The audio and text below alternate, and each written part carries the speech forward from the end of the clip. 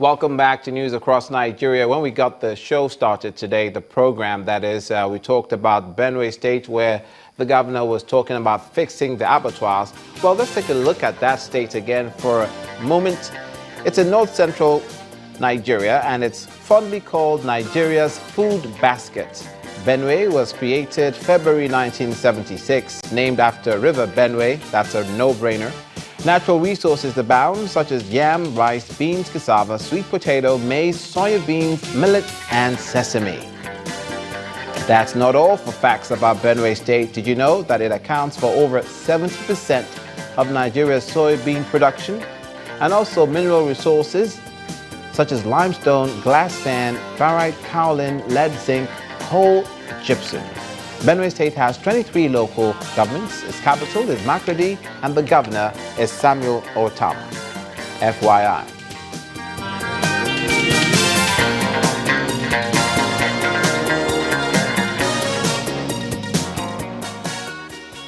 Now back to the southeast, where we were earlier with Anambra State, and we're going to stay there for a moment. That is the region. There seems to be an end to the lingering leadership tussle that has rocked the apex Igbo socio-cultural group Ohaneze Igbo. The feud was settled by the Imo State Governor Orocha Sokorocha, who called both factions together to a reconciliation meeting in Owerri, the state capital. The parties have now resolved to work together in order to promote peace and progress in Igbo land. For over 4 years, the Ohaneze Igbo have been at loggerheads over leadership position. This meeting, conveyed by the Imo State Governor Orocha Sokorocha, is to mend fences between the two factions.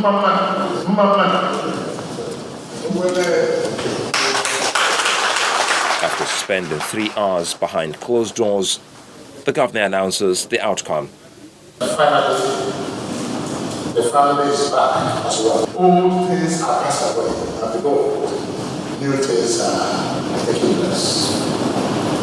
We have peace has finally returned in Ohaneze, and this is the new Ohaneze to move the Igbo nation forward. To give credence to what the governor said, both leaders, Chief Gari Enwo Igariwe and Chief Ralph Obioha, speak on their new resolutions. I extend again not only a hand of cooperation to Chief Igariwe, but also will embrace him as a brother and ask him to make sure that we build on this peace to return the glory of the Igbos in our great nation, Nigeria. Our part, I want to assure you that we'll build on this. We'll be stronger. Your Excellency, I can assure you, we will still expect you to live with the governors or the Igbo governors to ensure that Ohaneze is moving forward. They also agreed that Chief Gari Enwo Gariwe continues as the chairman of the group, and members who is suspended in the course of the crisis should be recalled immediately, and all court cases be withdrawn unconditionally. In the South, the acting managing director of the Niger Delta Development Commission, Mrs. Ibim Semenitari, has inspected a warehouse which houses facilities meant for different states in the region with a view to ensuring even distribution of items meant for each of them. She also promised to ensure that these facilities get to the communities that need them. It's another day in the office for the acting managing director of the Niger Delta Development Commission, NDDC, Mrs. Ibim Semenitari, as she embarks on a tour to inspect more ongoing projects. First stop is the NDDC warehouse.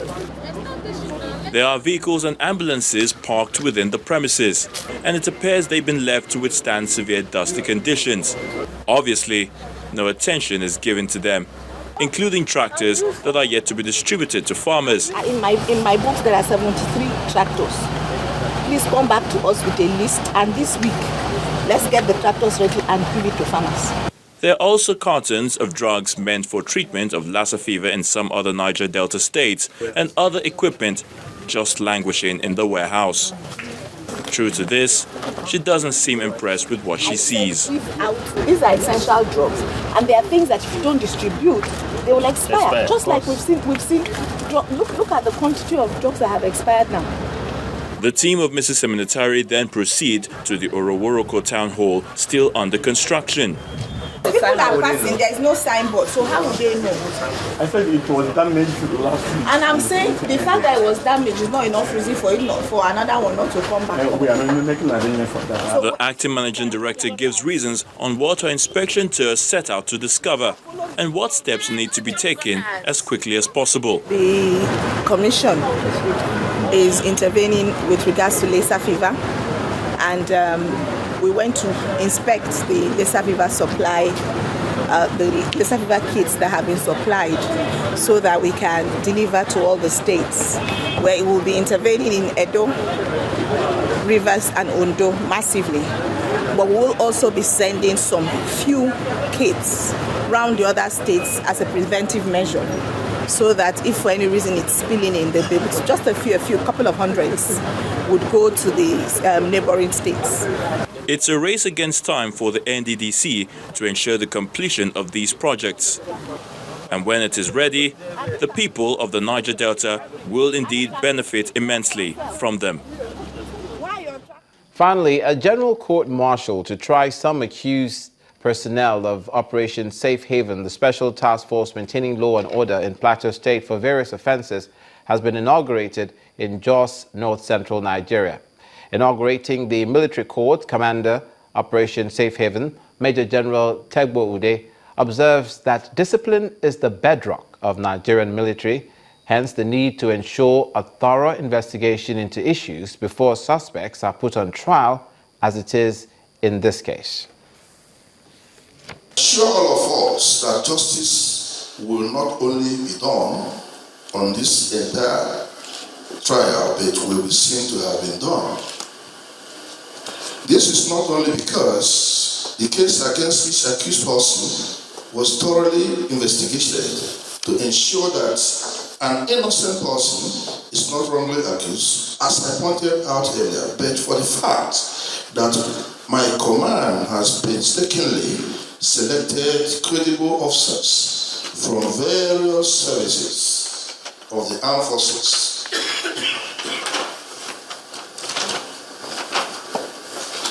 as members of this court martial. Additionally, due regard was accorded to these officers having in-depth knowledge of military law and outstanding experience of military duties. I therefore urge the members to be just and fair in the conduct of the trial to ensure that each accused person is given a fair trial. And that bit of news from north-central Nigeria brings this edition of News Across Nigeria to a close. Thank you for watching. Join us again tomorrow. I'm Olumide Mokolo.